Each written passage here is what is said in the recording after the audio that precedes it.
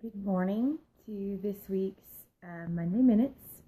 I am hiding out in my sewing room. My oldest son had a sleepover last night, so if you can't hear me, you may need to use earbuds.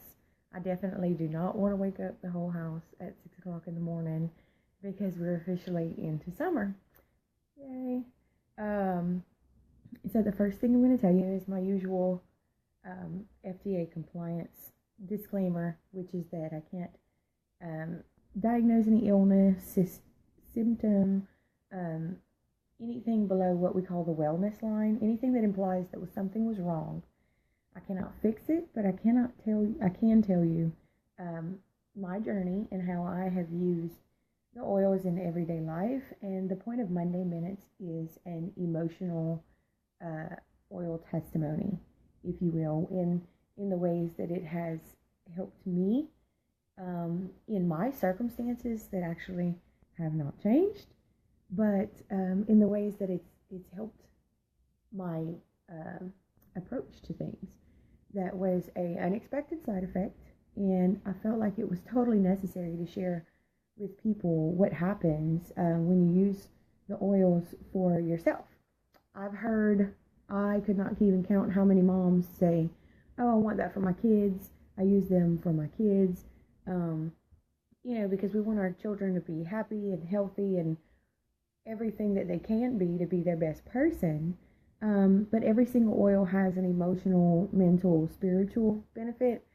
And I stumbled upon those. And as I mentioned last week, I decided to share what they have done for me. And so I'm going to tell y'all a story of perspective, of provision in the last 3 years, which is why I titled this live Worth versus Wealth. And it actually came out of a conversation that I was having with a friend that I didn't even anticipate this subject coming up, but it came up, and what came out of my mouth totally shocked myself because I hadn't realized that my perspective had changed that much. So right at 3 years ago, we decided that I was not going to go back to work. I was going to stay home. We have 4 kids, and I'm not going to lie. It was, a lot of it was that I was tired of other people raising my children, but even more so, it was that we were having our first daughter. We had 3 boys, and it just hit me what a huge responsibility it was to raise up a woman. I don't know why on earth it did not hit me for my boys. Yes, you have that moment of, holy crap, I'm responsible for training this person into being an adult. But there was something different, and I guess maybe a bigger responsibility of having a girl. And so we decided to stay home, and of course I was making a pretty decent living, and that went away, obviously, but it wasn't that big considering that we were paying quite a bit of money in childcare a month, and I was working crazy hours. So this way I could be home with our kids. About 6 months later, my husband switched locations, and he took a $20,000 pay cut for a better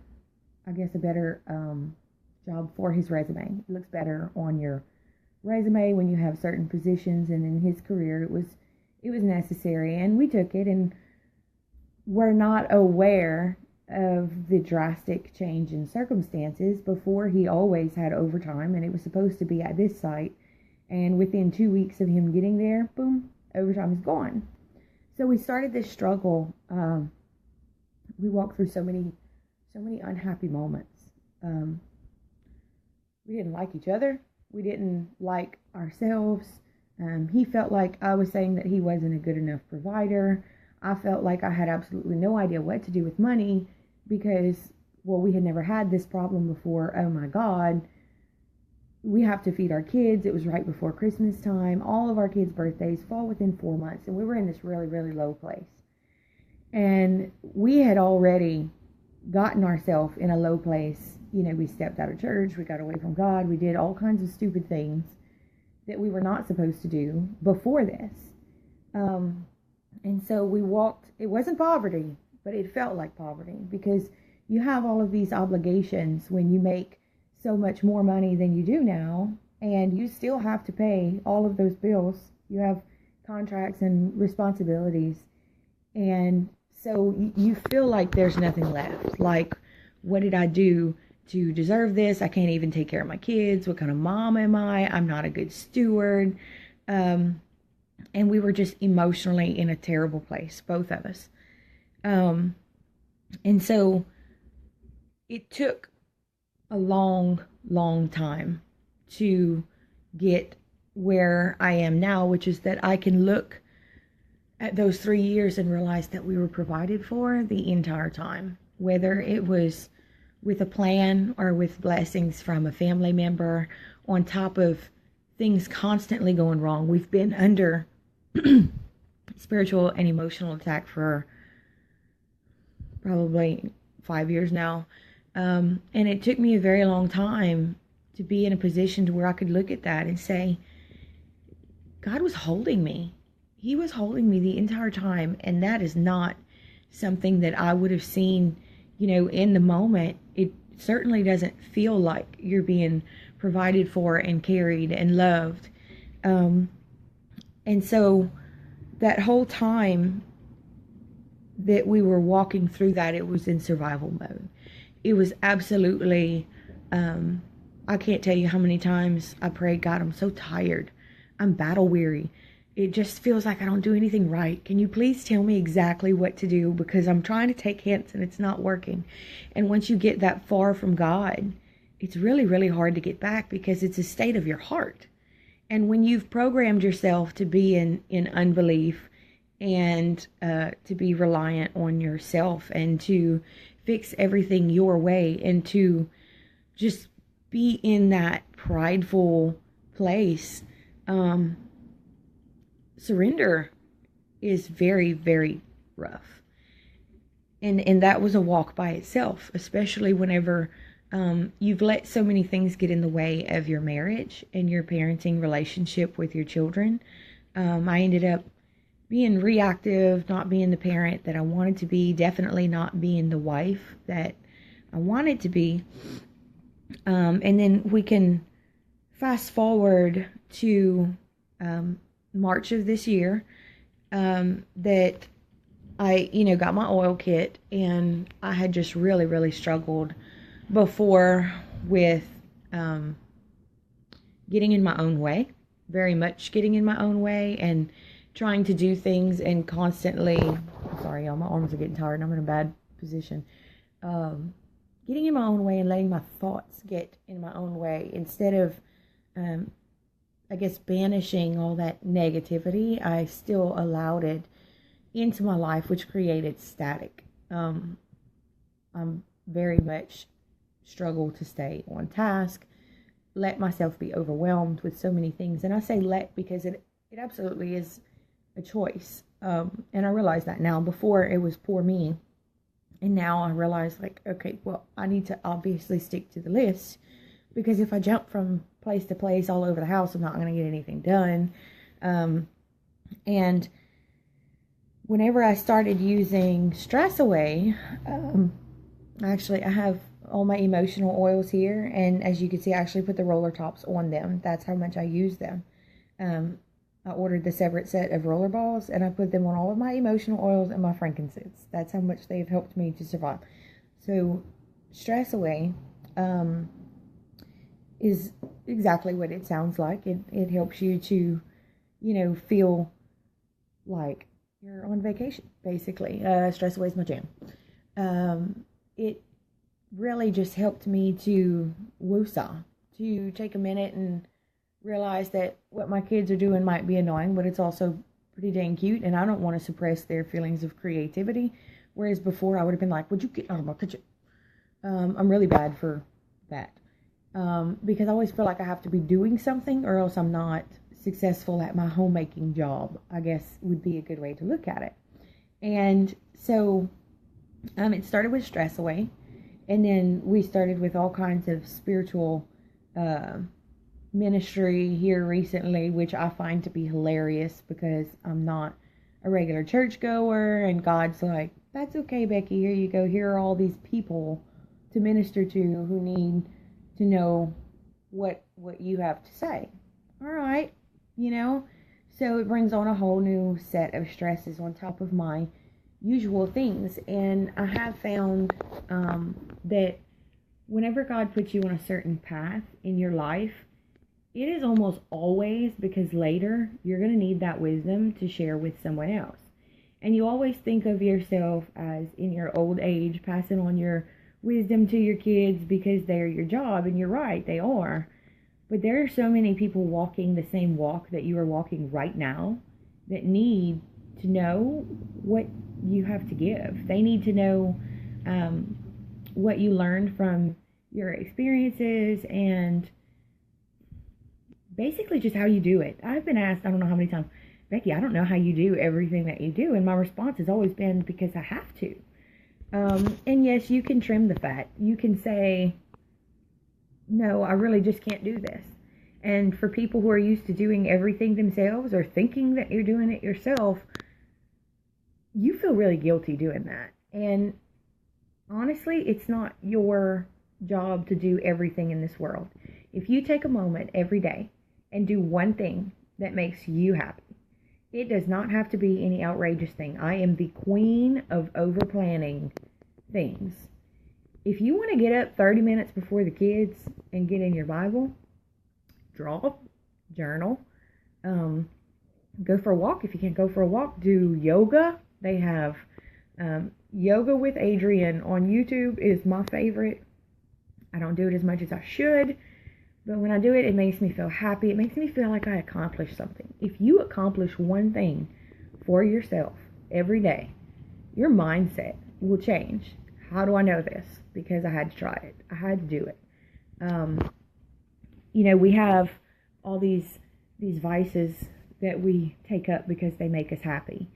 But the reality is that happy is so short term because we never made a habit of it. When I started being able to get out of my own head, like I said, I started with the stress away. And then all of these other things come up, and I know I'm bouncing all over the place. I'm kind of going off script. I had mentioned in the last video that I called Caroline, my upline, and I said, there is so much spiritual crap going on this week, but I need to see it through. But I need something, because this is a lot. And I'm not grounded. I need to make sure that I don't drop the ball. You need to tell me what to put on my person. And she said frankincense. That frankincense is the spiritual Swiss Army knife of essential oils. So, no questions asked. I just went and got my frankincense, which now, frankincense several times a day. I take off the top and I put it between my eyes and over my heart. And the difference in the clarity, which is what we talked about last week, has been outrageous. And so I decided that I want all the emotional oils. Like, I need the emotional kit, because I had not realized that my emotions were my biggest obstacle. That my thinking head that was used to having to process everything from all angles for 6 people, the same heart that caused me so many issues feeling everybody else's pain and wanting to help them, was my biggest distraction. We can convince ourselves that our biggest distraction is, well, my husband doesn't do the yard work like he's supposed to. Well, my husband doesn't take out the trash. My kids still have not learned to put their clothes in the basket. My son put toothpaste all over the sink. So if I had time to worry about myself, then I would be happy. And that's not true. Because even when your children are grown, which ours are not grown yet, but I still very much rely on my mama, and I know people who are much more attached to their parents than I am, there's always going to be life. And using the frankincense helped me to realize, this is so not what I thought it was. This struggle is a totally different one than I was led to believe that I was fighting. And all of a sudden, not that it made everything more tolerable, but I was able to see things in a better light and have that clarity to address things in a way that they needed to be addressed instead of just surviving. We were in survival mode for so long that here, just these last 2 months, I'm starting to break out of it. My husband carries 5 oils in his pocket every day. He calls it my voodoo. And so I started to see that what I was doing in my home was an important ministry.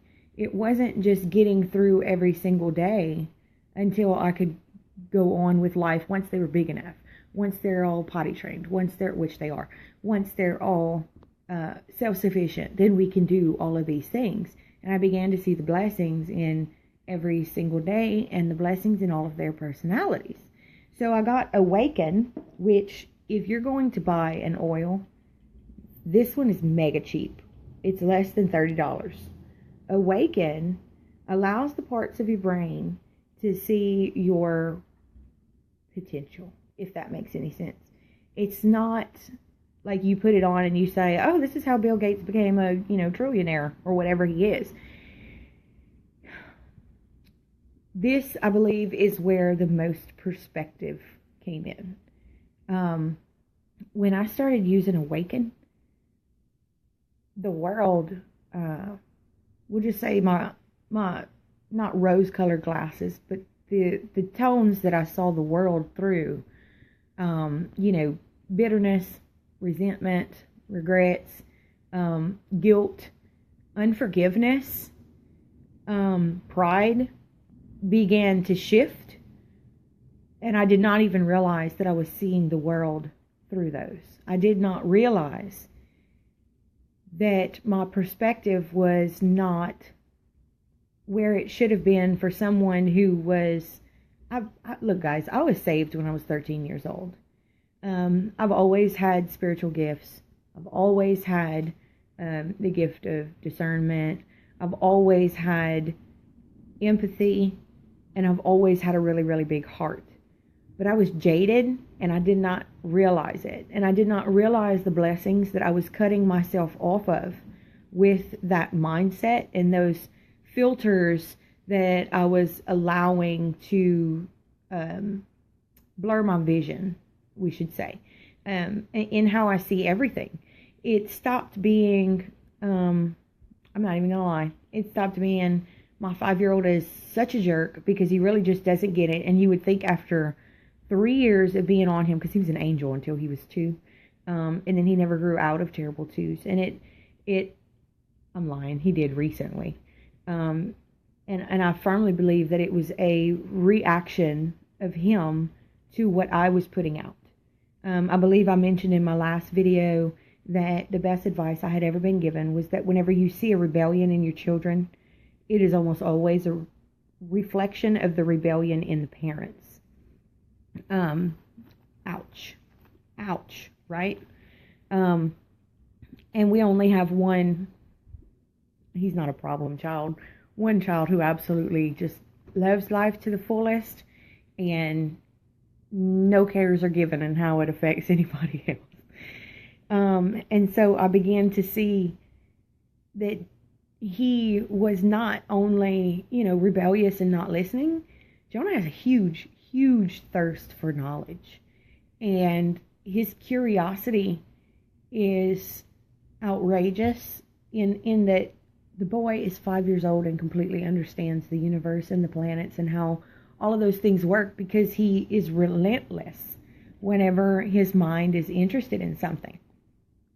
And I began to realize that all these times that I had brushed him off as just jabbering nonstop, and don't get me wrong, he is a kid, but that instead we should be feeding that. We should be feeding that thirst. I found with Awaken things that I had not seen as possible were totally doable because we had God on our side, and He's never left us. When I look back over the last 3 years, I can see His provision and Him holding us and holding me and holding my children so clearly that while you're in the storm, it just really doesn't see what it's there.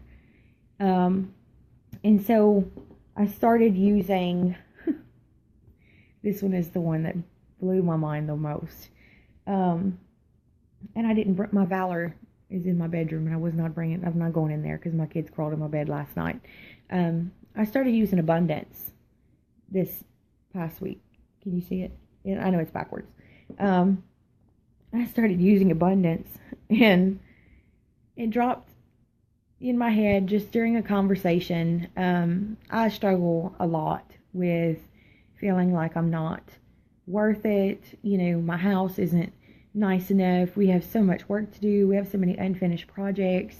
And I play bunco with a group of ladies, most down to earth women, friendly, not judgmental. But in my head, when it was my turn to host bunco, well, what was I going to do? Because they live in really fancy subdivisions and, nice houses. Their houses are clean. They have like less kids than I do. And a lot of them, they work away from home. So when their house actually gets to stay clean when they clean it, and that's how the thinking process goes on in my head. And I started with the transition that we live in our house in a messy house, and it's not really all that messy. It's just by whatever standards you want to set for it. All of the financial struggles, all of the unfinished projects, all of the wiping the table 12 times a day, loading the dishwasher twice a day, doing 3 loads of laundry a day, the constant dust everywhere, the older house that we got for $87,000 allowed us to stay in our home even with the $20,000 pay cut. The messy house, the laundry, the dishwasher, those are actually all joys because I do them for my family. And that is the only job that I have to do. I don't have to leave my home every day. And if the price that we pay is a house that is on a different level than everyone else's, as long as we're safe and our children are provided for, all of those things can be done later.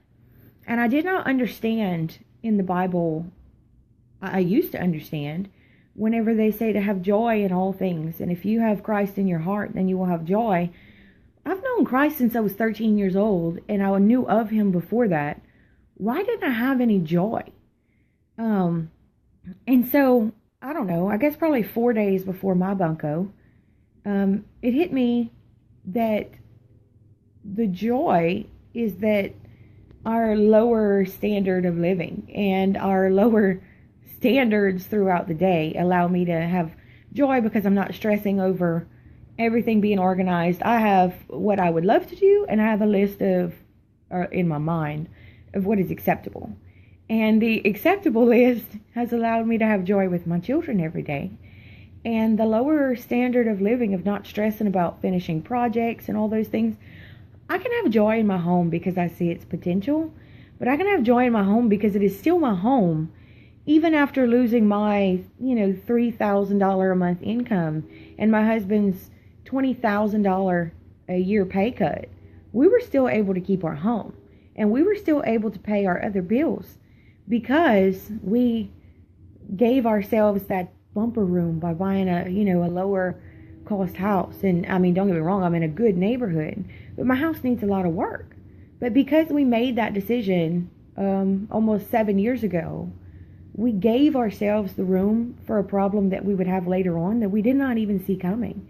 How can I not have the joy in that kind of provision for my family? Who am I to be ashamed of my home by my own elevated standards, by something that no one else was told, or no one else told me? And what's even crazier is that I did have the bunco, and I was told that it was the best one yet. And there's 12 women. So, because I did not allow my prideful standards to interfere, we had a great night. The conversation actually came up about my home. And I couldn't even help but finish the conversation with, it was totally worth it. No, we don't have a whole lot of money. We don't have, a big fat savings account. We're not current on most of our bills. But I'm not worried about it because the provision's there. I don't have to see it. to know that it's there. My God told me that it was there, and it was totally worth it because I get to raise my own kids. I get to be there for their walks. I get to be there for their first words.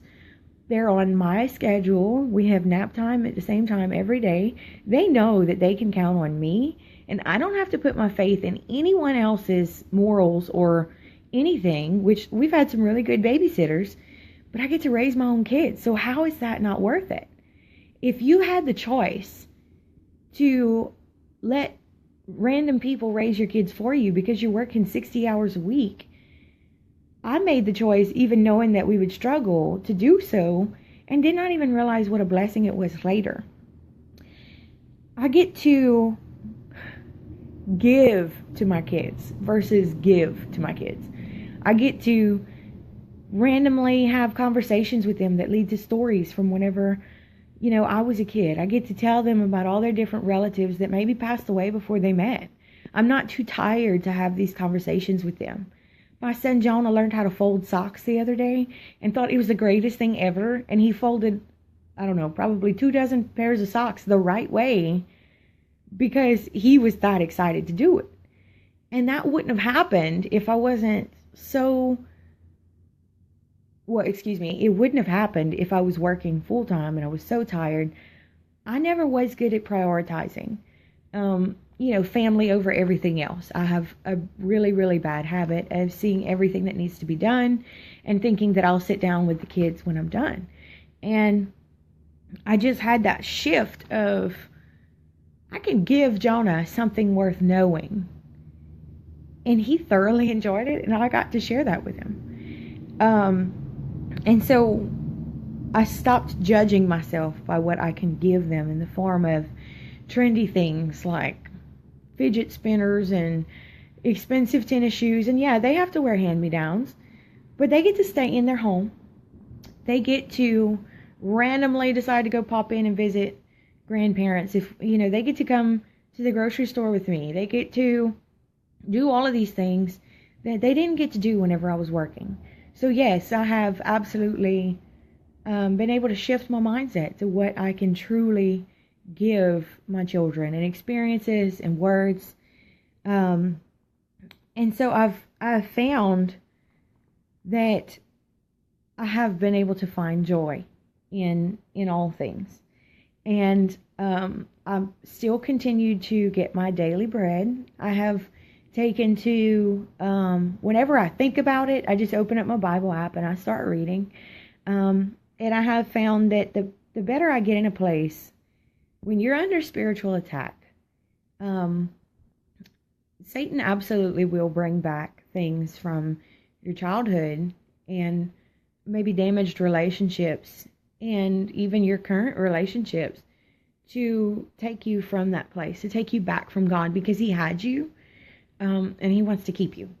And so whenever I realized that was an issue, I have Valor. I think I talked about Valor last week, but Valor, like I said, is in my bedroom.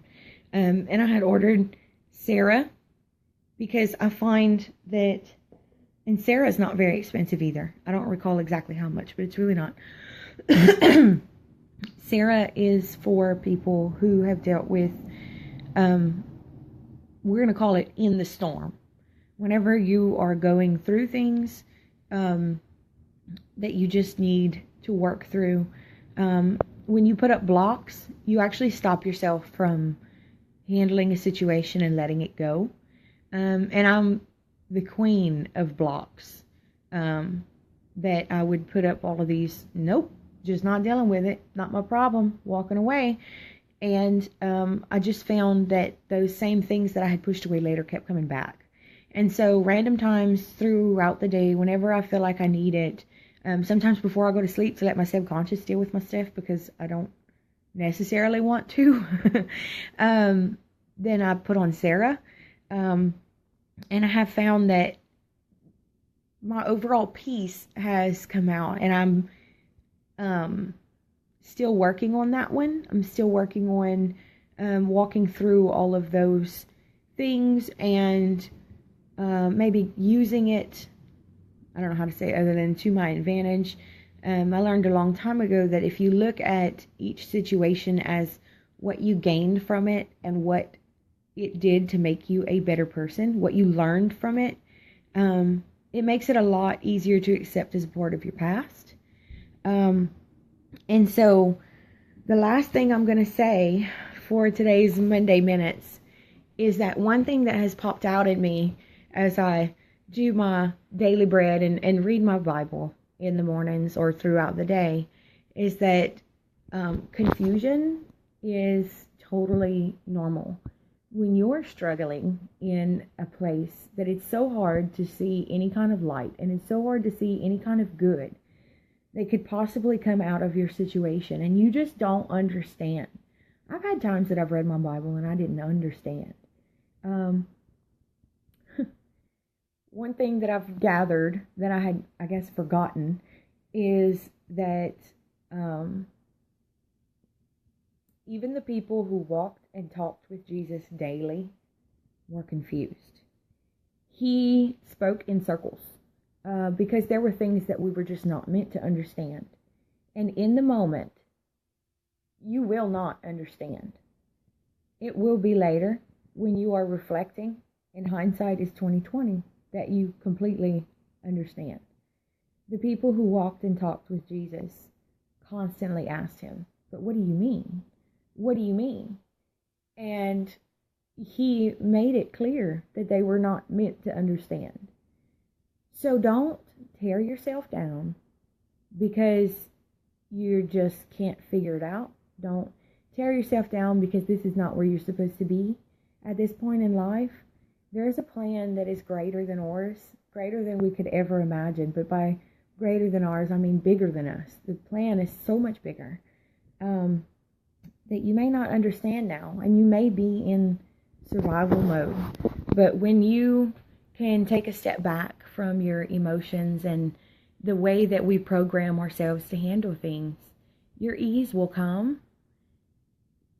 And this moment of hindsight and just totally blown away at the provision, even in your lack of faith.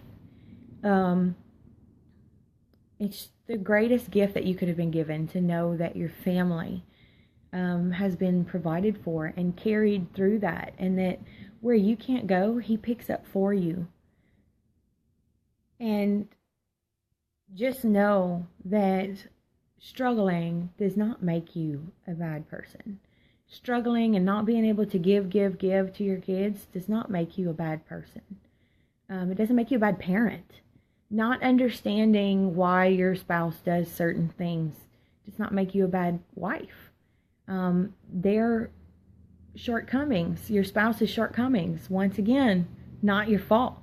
Jesus says that if you love him and you follow his commandments, then you are his. And so you can do your best, and you can try your best with your children, your spouse. Everything else will fall in line. Everything else is according to his plan, and it is not your fault. There is a line between supporting and enabling, and whenever you put your foot down and you will not cross that line, he picks up the rest for you.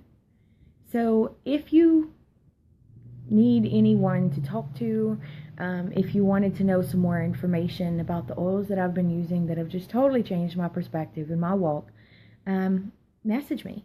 If there's something you want to hear me address next week, message me. You will very, very rarely hear me state a verse, because I find that the information is more important than knowing exactly where it came from.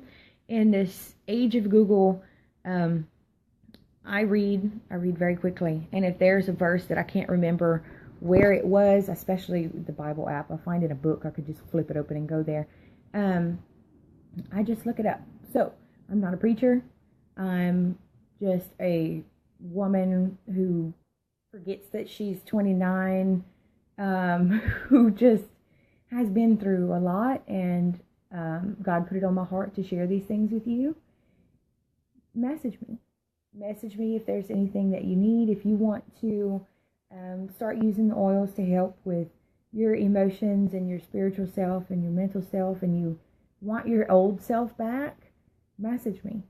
And I really hope that you have a blessed week. I hope that your Monday starts off just the greatest week ever. Monday has more power than any other day. It's the first day of the week, and they have a bad rap.